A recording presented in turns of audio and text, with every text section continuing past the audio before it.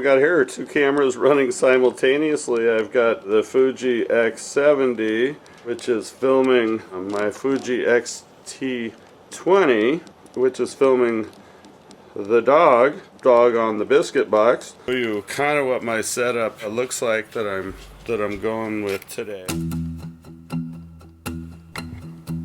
We are recording. Okay, audio recording. Check. Video check. Go.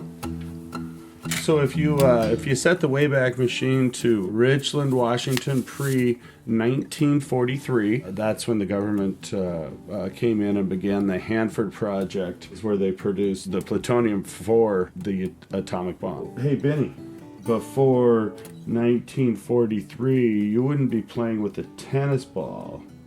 You'd be playing with a rock. A rock. That's all you'd get. You'd be fighting the pigs for dinner. Pre-1943, Richland had about 300 residents. They just survived the Great Depression. These small farms that formed a community and just built their first grade school. The government basically annexed through eminent domain. And this is according to these folks that I've been listening to. These are some amazing folks that lived in Richland before the government came in. WSU's project that really has done a great job of getting all this down, first-hand historic accounts, and they're really fascinating to listen to. So I'm using that to base my history.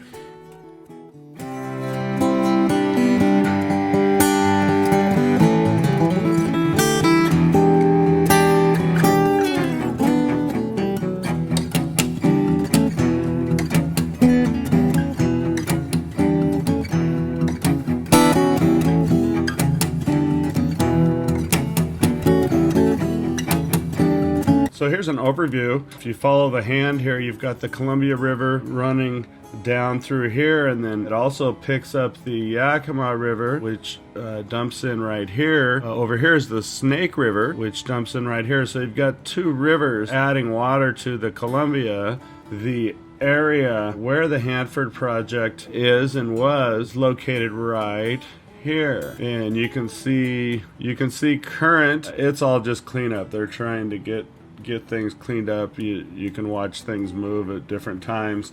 It just looks very desolate, but the side benefit to that is an area, a stretch of the Columbia River that really hasn't been touched by man at all, and it's pretty amazing. I think it's a smaller gorge, but that's an area I'd like to explore with a camera. That's another project for another day. There we go. There's where Richland lies. It's a little village. Sits kind of right here, right inside the river, right here, going up, and it goes up this way, and then this road right here was the main thoroughfare through town, and that of course leads up to the Hanford site. So there you go. That's with Google Earth Pro, because you know my Earth, it needs to be pro. I can't live on a non-professional Earth.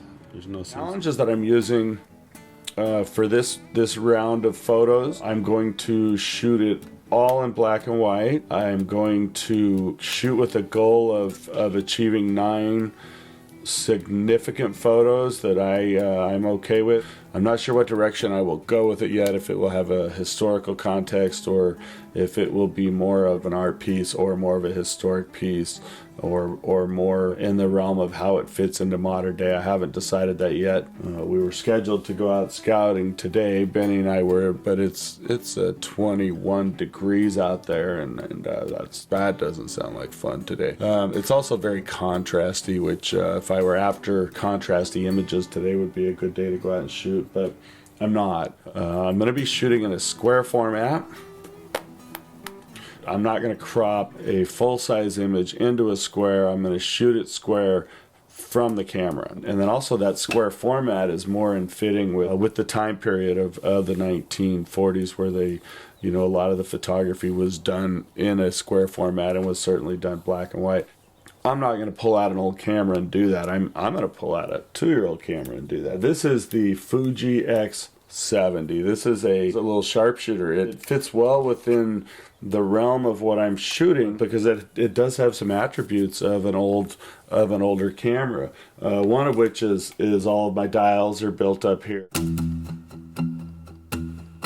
Okay, so this is an image I shot a couple months ago, I think, and I really liked the light coming off of the windows over here, and I really liked the layout of the homes. These are alphabet homes. I shot this photo as even as I could so that I could get the sky exposed. It was a very bright day, and you know, there isn't a lot of light here because obviously the sun is behind me, but I really wanted to capture it the way my eyes saw it. This is the image in a raw format. Pardon the color, by the way. We'll get back to some black and white here really fast. I'm not going to do a walkthrough on the software because I think, you know, there's a lot of different software that does a really good job. This is just one that I like. First thing I do with any image is I crop it. I really want the composition to be right.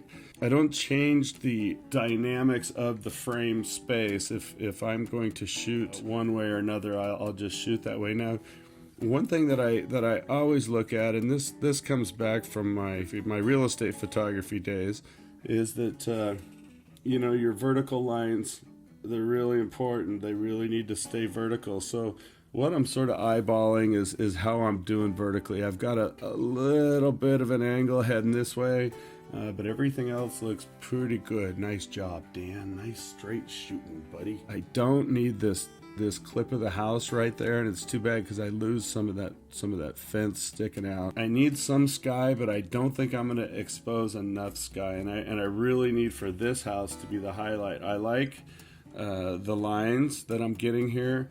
I'm going to go with that as my crop. So yeah, see, I got a little angle going on right here, but I can live with that.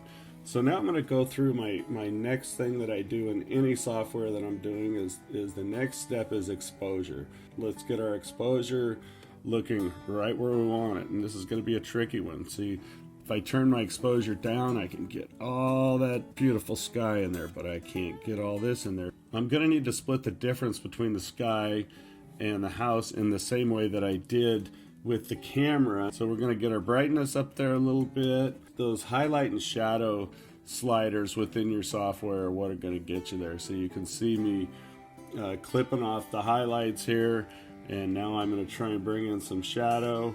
Let's see how much of it we can pull in without it looking ridiculously bad.